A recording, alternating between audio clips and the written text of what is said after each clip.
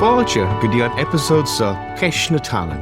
Podcrail faoin Ngaileán agus a star de aine atá fistrop faoi our gadrúh léithí agus a role in our bhéiniúlacht. Welcome to The Language Question, a podcast about the Irish language and its history for anyone curious about our relationship with it and its role in our identity. Maris Gnách, bí cinnte a chlárú ag thelanguagequestion.com/resources chun de acmhainní fálam to saor an aisce a fháil agus a bheith ar an eolas faoi gachród atá ar siúl ar an show. As usual, please be sure to sign up at thelanguagequestion.com/resources to be sure to get your complimentary, valuable learning resources and to stay up to date, upcoming episodes, guests, and to receive exclusive content. Peish Gaeilge, Shulling, Gamwena tú soltas. Anyhow, here goes. I hope you enjoy it. Nuala Ní Dhomhnaill is a former Ireland professor of poetry and has recently been described by a subsequent occupant of the Ireland Chair of Poetry, Paul Muldoon, as the most important Irish language poet of this era. She was one of the Inti School of Poets. Her first collection on Gaeilge Dráin appeared in 1981, which has been followed by an extensive body of work of poetry, essays and plays. She is one of the most, if not the most, translated of Irish language poets, something which has led to her having a huge international audience. She has won numerous national and international awards, and she is a member of Dána. And Nuala a cara tá fáilte is fiche rót ar an show agus tám Harbheith buíoch díot as a bhelin. I'm Anna and so leis. I'm delighted to be with you. Well, Nuala Ní Dhomhnaill, it is just such an honour and a privilege and an immense joy to have you here with us. I mean, the actual name of the podcast is Ceist na Teangan in honour of your wonderful poem of that name. And to be able to speak to you here today is an opportunity to meet one of my all-time heroes, not only Irish language heroes, but all-time heroes. So it really is a tremendous pleasure. Nuala, what I'd like to do, if it's okay with you, to start, as I do with all of our guests, is to go back to the beginning, if you like, and to your experience of the language growing up and what that looked like for you and what the language was like for you as a child and your entry into the language in your life. Well, actually, to tell you the truth, I'm a Lancashire lass. I was 5 before I learned Irish. I mean, I remember England very well. I mean, I remember my father, and I remember the fact that we went to see a nest of swans. Yeah, and that the male swan was protecting his own, but he went for me with a long neck, which was threatening me, and I roared, and ever since then, I don't really like swans. I'm always afraid of that, they might do something to me. And these are my memories of England, and they're very proper and everything. So they sent me to Ireland to my aunt when I was 5. And my father was working as an obstetrician, or basically the local doctor. He came down every 6 weeks when he could get time off. So he came down the first 6 weeks and we were talking all English. And then another 6 weeks later, he came down and we were speaking all Irish. And he couldn't understand what happened. It must have been that what psychologists call the language opening. Mm-hmm. And that it was that time. And suddenly we were all speaking Irish.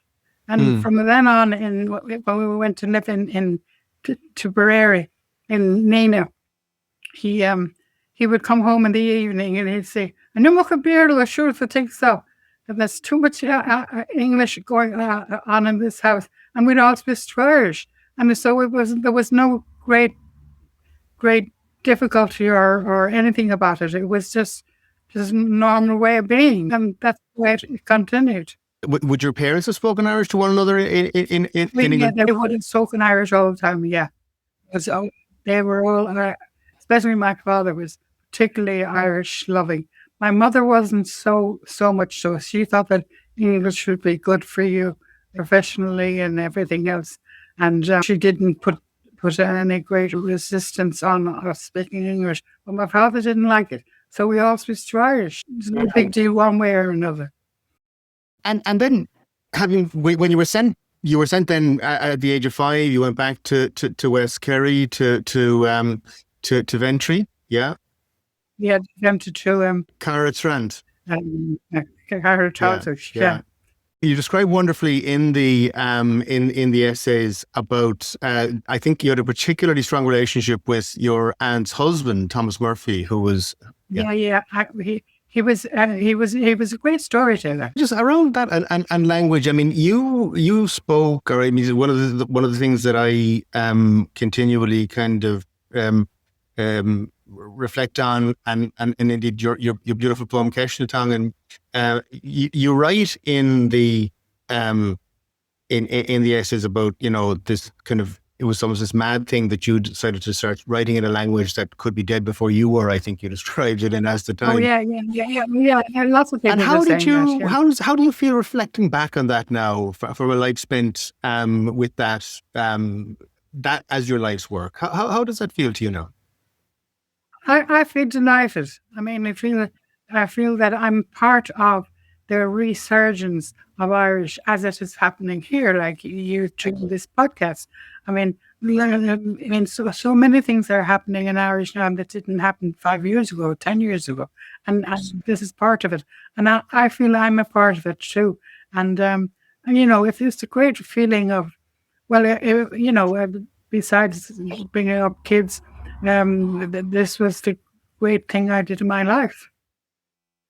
No, even though in Turkey, I taught Turkish in the university, and there in the Middle East University, and all sorts of things there. They were all wonderful, but there was no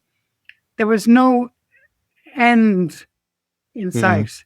You know, with Irish, you can feel that not that there's an end in sight, but that there's something bigger than you going on.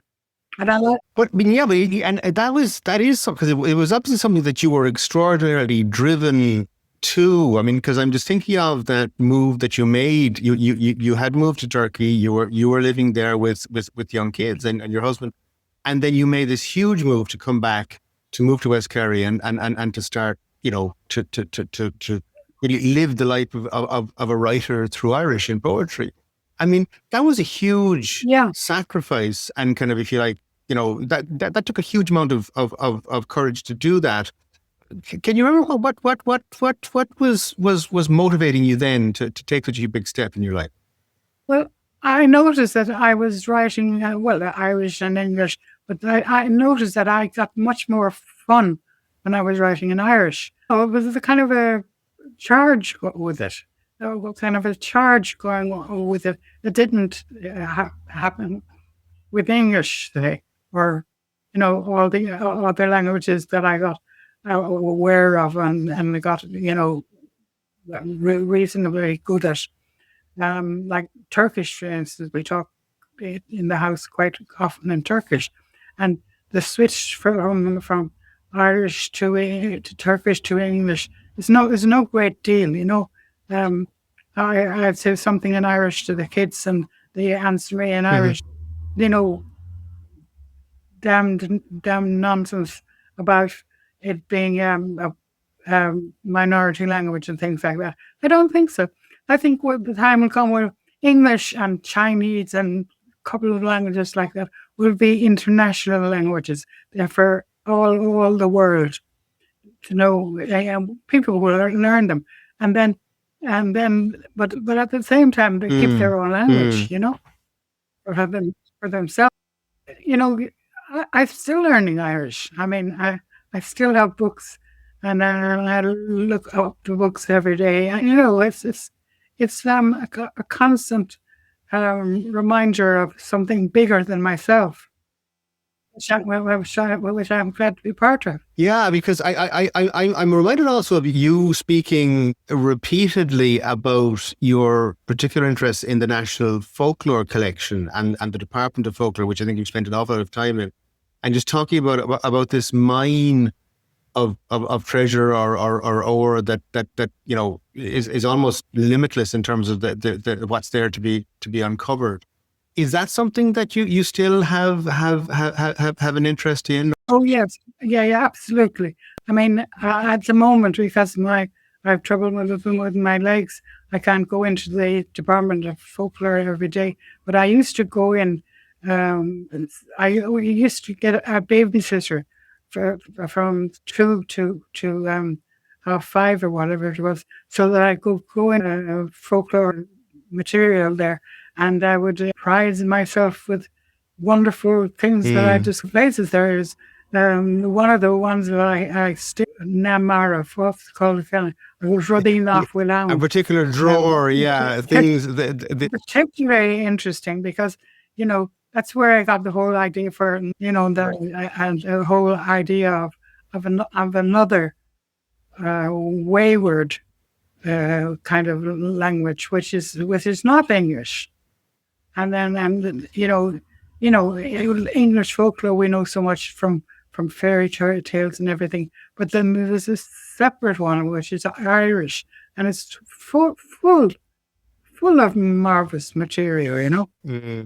And also, though, I think because the idea of the Maroka, you have this wonderful imagery of the sort of the Mer people who are forced up out of the I think you described it as the amniotic fluid that they would have lived in, and they're forced up onto the dry rock. And if you like, sort of the water recedes and they're left there, but they don't have the language to actually understand what it is that they're missing.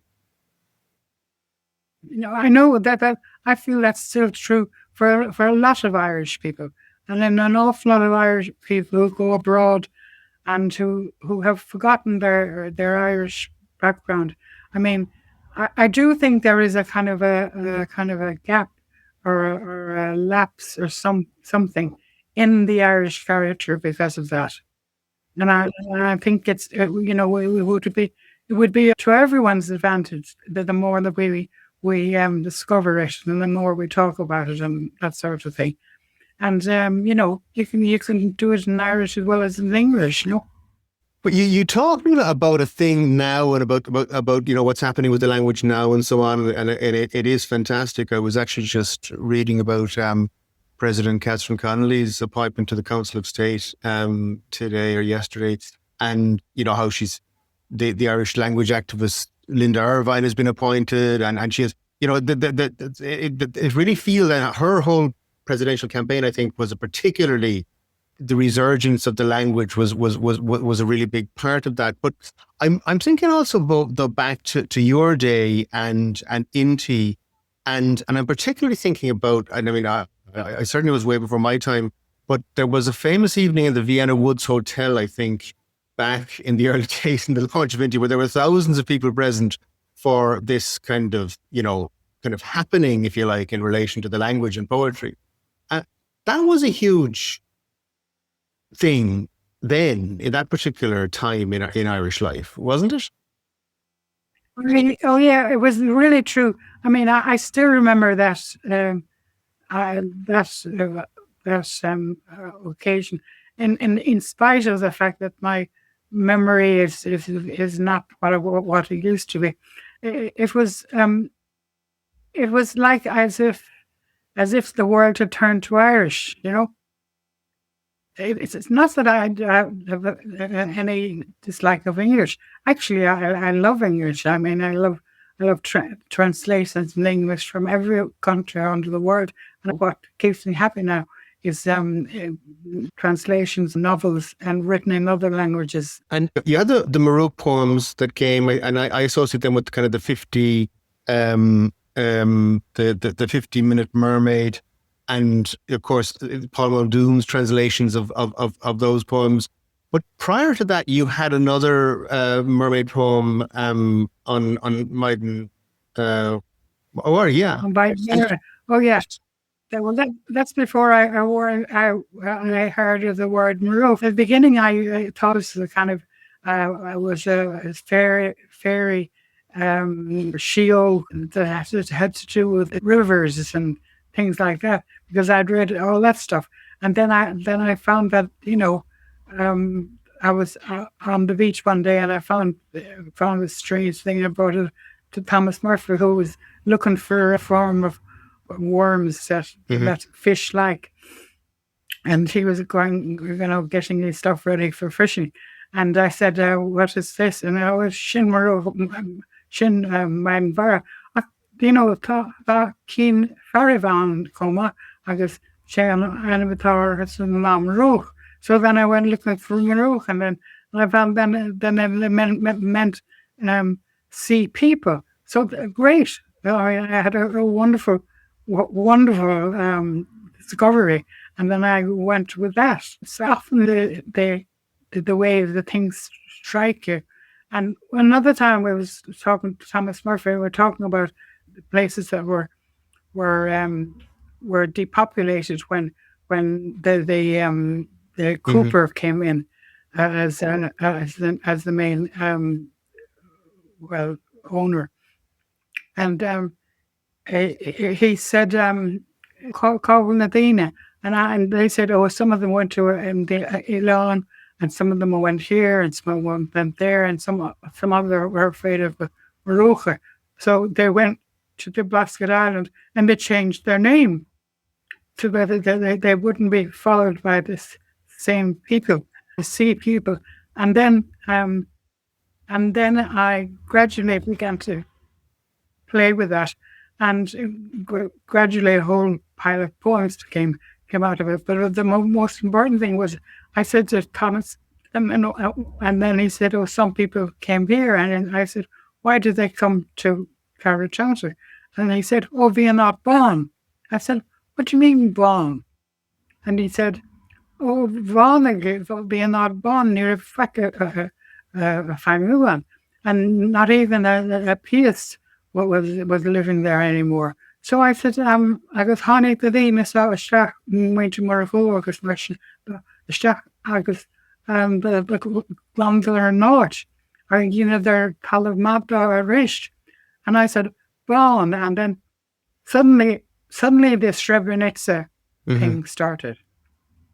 And that was I found that very terrifying, because Srebrenica is near to Treblinka and all those concentration camps in the east. And then I thought, first of all, the men were separated from the boys and the other children, and that was on the Thursday. And the Friday, I said that this isn't at all good.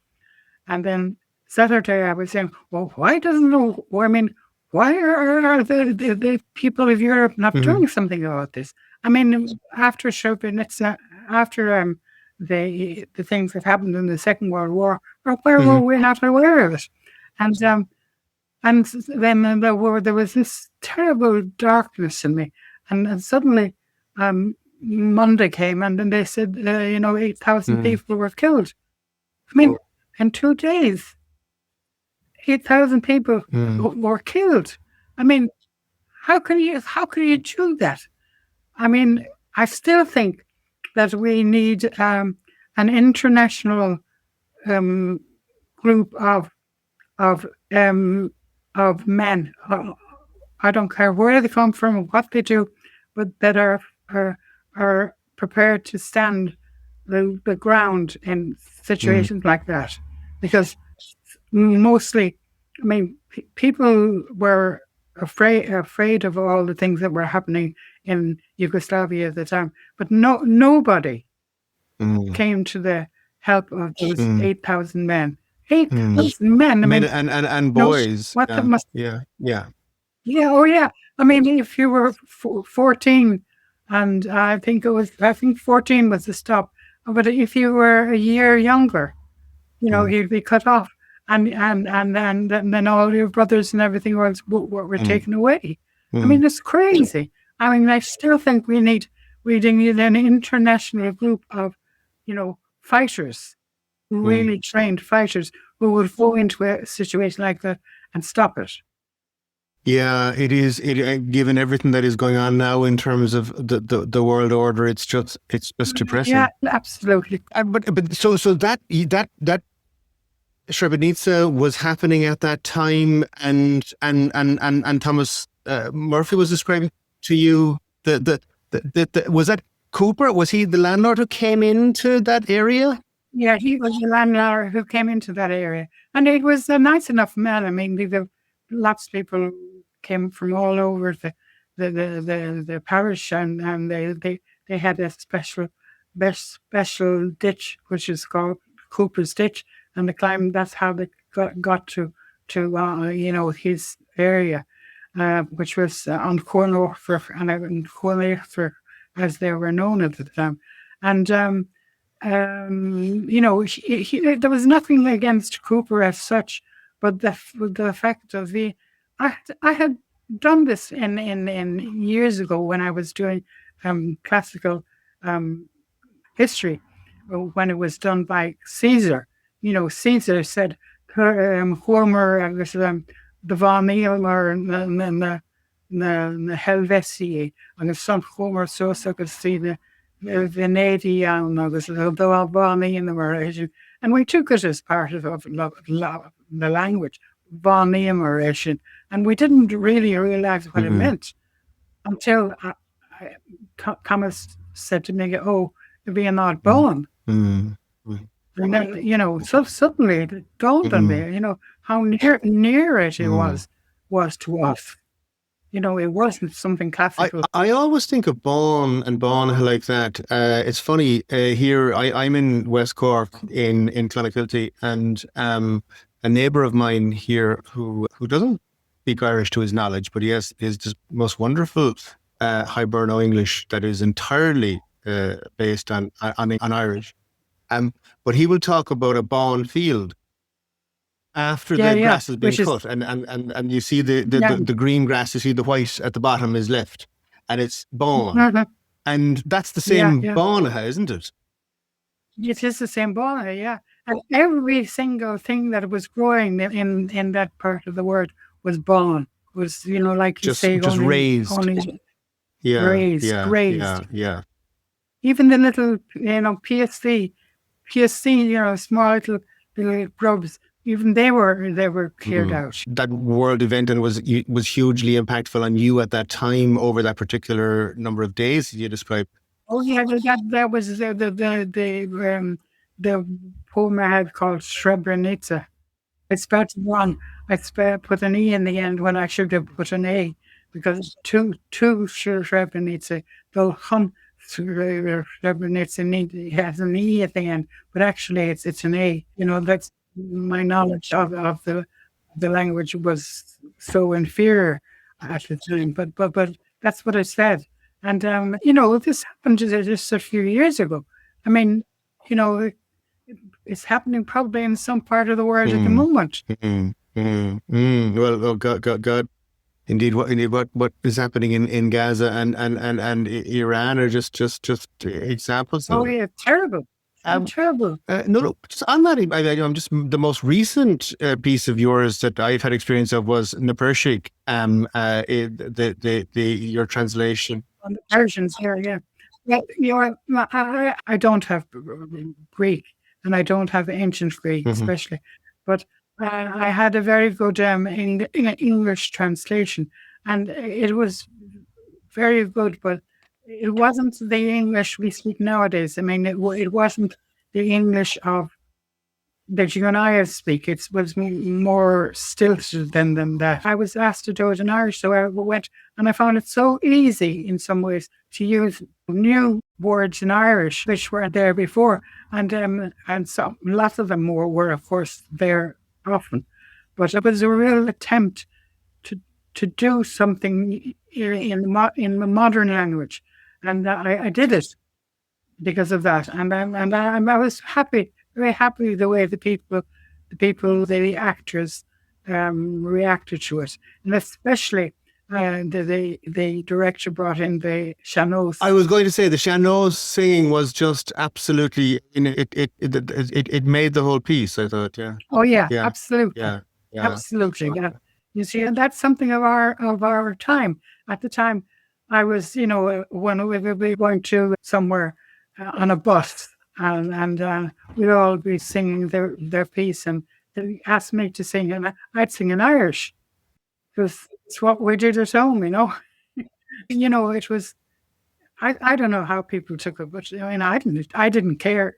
Tell me, I was one of the things I was struck reading about when you open in your selected essays is you were writing a piece, I think, in it about for the New York Times, and you were right because you would just be speaking to your mother, I think, and she had said to you, "What are you doing?" And I said, "Oh, I'm writing this New York Times," just casually, as you do, I suppose, and she said, "Oh, what's it about?" And you said, "Oh, it's about writing in Irish." She said, "Well, I hope you tell him it's mad. That's mad anyway." Well, that was her attitude to her language. She was very very aware of the fact that she had come from an Irish language background, come into English, done well. Was a mining doctor in England, where she had 8,000 people. She must have been an extraordinary woman. I'm just thinking about it now. I mean, that was in the 1950s. I mean, running a practice of that scale in Lancashire must have just been an extraordinary accomplishment. It was for her. Yeah, it was a great attempt to improve herself, and but she thought then that English was the way to go. So the fact that we spoke Irish at home was my father's thing rather than hers, Yeah, because I got the impression from reading that she would have seen English as the progressive language, let's say the forward-looking language. I mean, and that would have been very similar culturally to my experience. After we had no on my father's side anyway. Certainly, the language was gone out of the family from a couple of generations ago in this part of the country. But certainly, while there would have been respect for the language and appreciation of the language on a certain level, it would have been seen as kind of a little backward looking and so on, and progress and so on, and development and so on, career progression, all of that would have been seen as something through English. And I kind of detected something similar in your mother's attitude, despite the fact, of course, that she had been an exceptional scholar herself and had gotten a scholarship because of her abilities as Gaeilge, and then went off to study lice. I think almost despite what she had been taught to do.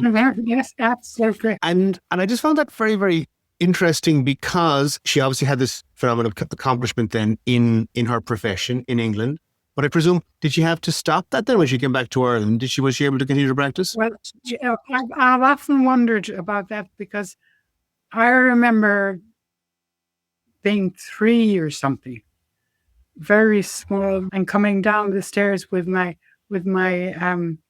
nappy, a new nappy, because I needed a change of nappy, and coming down the stairs, and it was huge. There was a big fight between my father and my mother, and there was a big glass kind of cylinder sort of thing, and that was on the ground, and it was broken. And I wondered what happened, and they said, "Oh, nothing. That was not for children to know. It's something that happens between grown-ups." But I think that was the moment at which my father said, "We're going to Ireland." My mother, with her 8,000 people working for her, she was saving them from all sorts of diseases.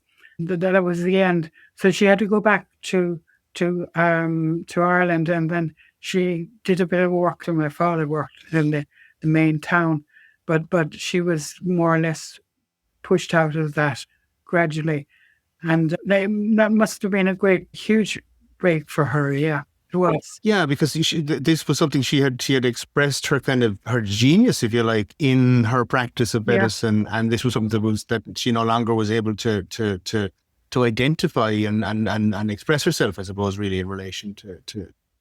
Yeah, and in the same way they wanted me to.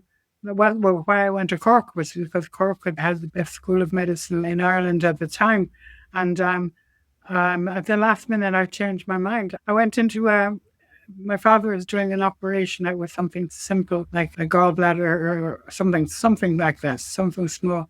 But there was a big incision on the patient, and I fainted. And I got in, I said to myself, this is stupid. So I got out again, and I went in again, and then I fainted again. And it's happened 6 times. It's a good time to find out, I think, you know? But it's a good time. Because next week I'm going on to study medicine, what I was supposed to do.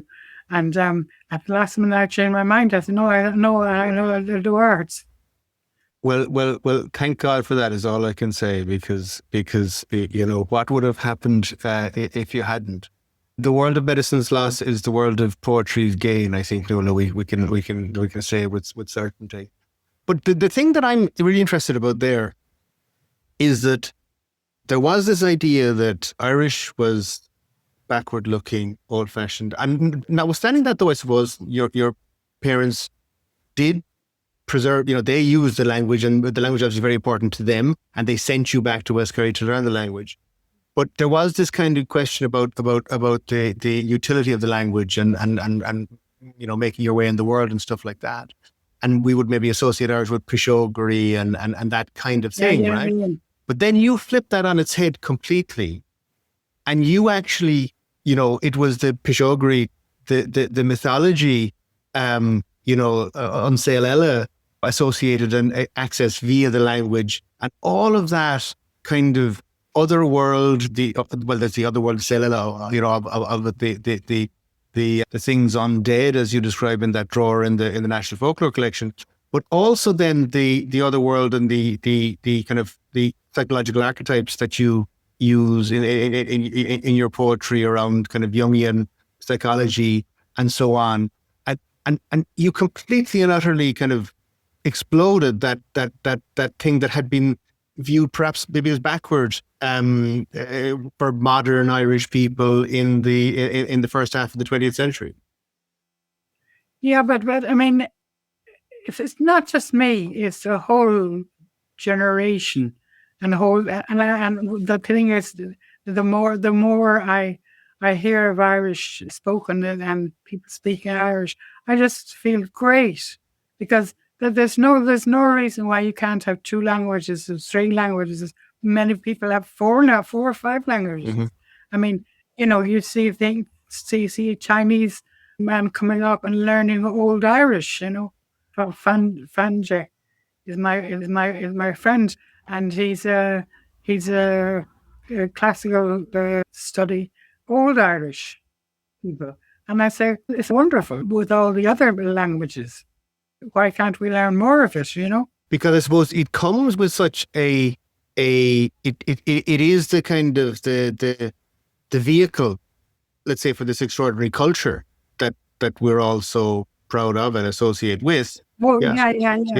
No, it is the language itself is the main instigator of all of that. All of that comes afterwards. Yeah.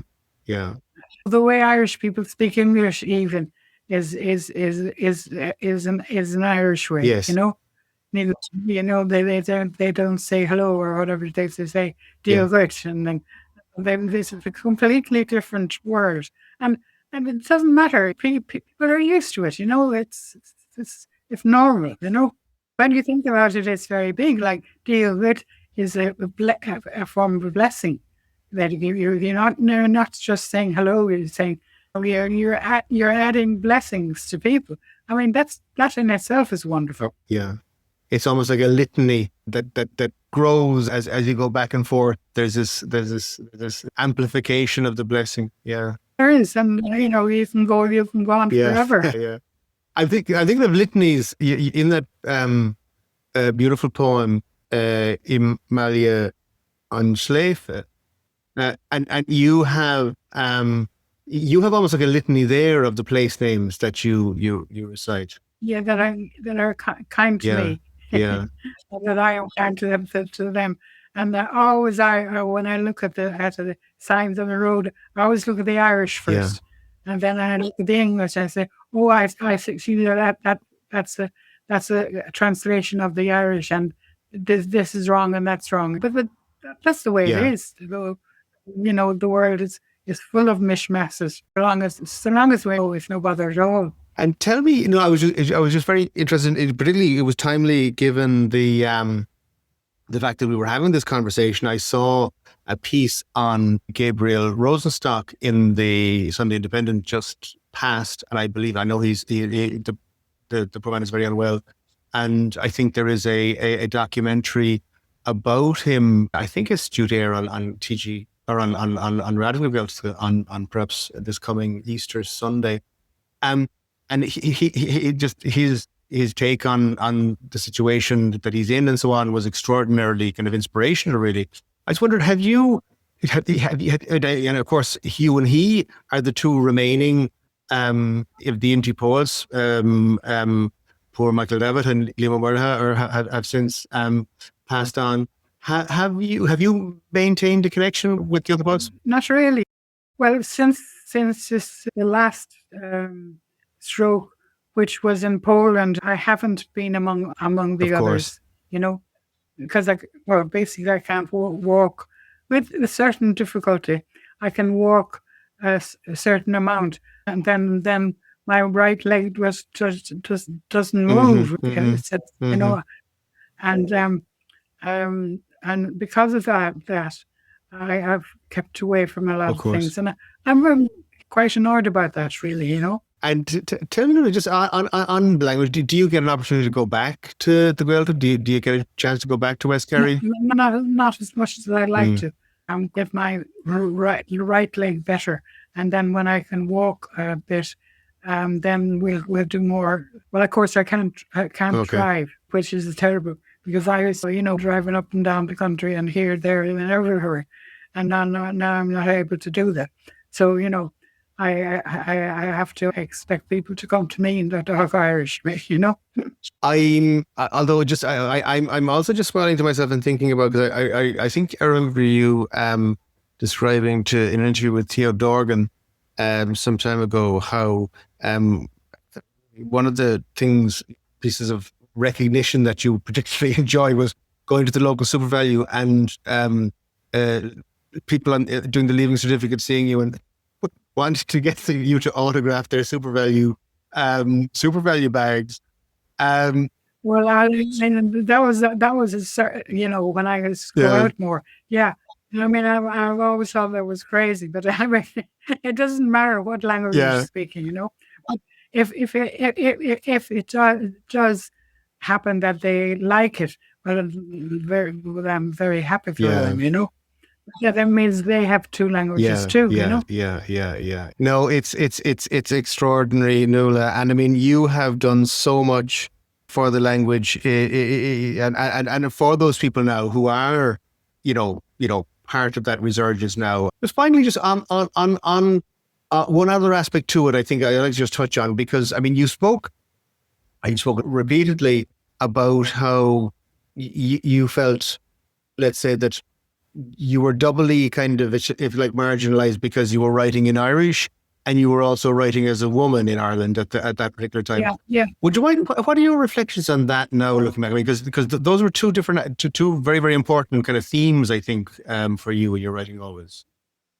That's true. And there was a time when they used to bother me terribly, but I'm not bothered anymore, because I see this same as the Teangan, the resurgence of the language. It's everywhere now, and that makes me so happy. You see it on the buses, and you see it on trains, and you see it everywhere now. A bit of Irish, and the fact that people now speak Irish like some people speak some other languages. I remember once going to Wales, and I got off the train, and this very Indian-looking man was speaking Welsh quite normally. And I thought, isn't that wonderful? If we do that at home, wouldn't it be wonderful?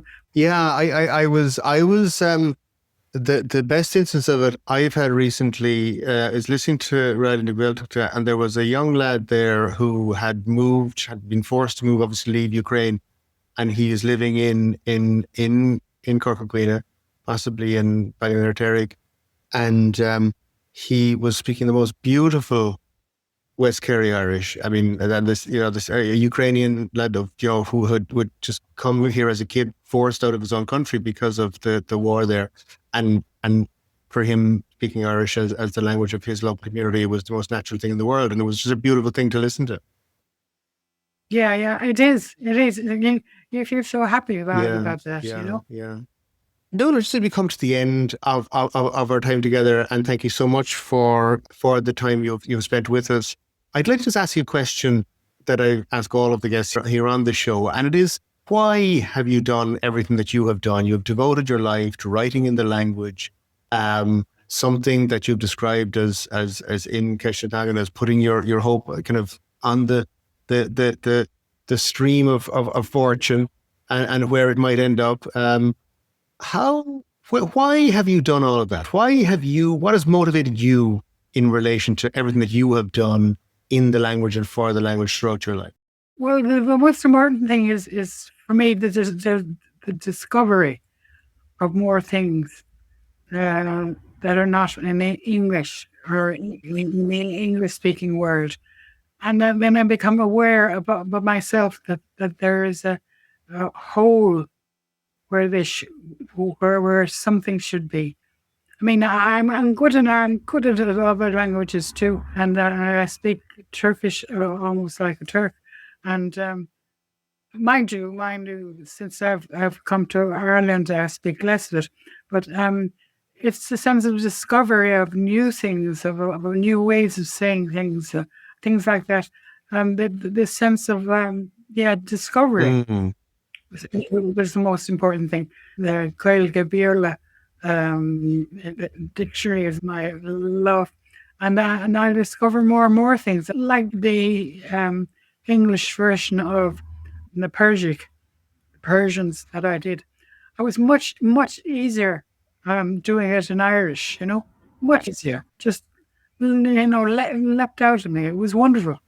Because I think you described that. I think when I even remember you describing writing as a teenager in secondary school, and you were writing you started writing poetry in English, and then suddenly switched to Irish, and that this was you found suddenly, wait a minute, this is much better. That was the case. I just felt more real to me. Somehow it was this, like I say, this hole in my middle that began to fill up more. The more I spoke it, and the more I manifested what was there, the happier I was. And it's to this day the same. The more I speak Irish to people, everyone says, "Oh, you're in such a good mood, Nuala. What's wrong?" That's what's wrong. I get a chance to be more of a person than I do. Wonderful. In any other language, Wonderful. We become. You're filling this hole, but we become more whole in by speaking the language. It's just such a wonderful image. And Nuala Ní Dhomhnaill buenas ansult as an scéal Ryan Tulin gur raibh míle maith faoi sin berbua agus banna gur míle maith. Thanks for listening. Gur raibh míle maith as a bheith éisteacht. I hope you enjoyed this episode. I would really appreciate your feedback and would be eternally grateful if you would follow, rate and review the show. Please also be sure to sign up at thelanguagequestion.com/resources to get your free valuable learning resources and to stay up to date with upcoming episodes, guests and to receive exclusive content. Slán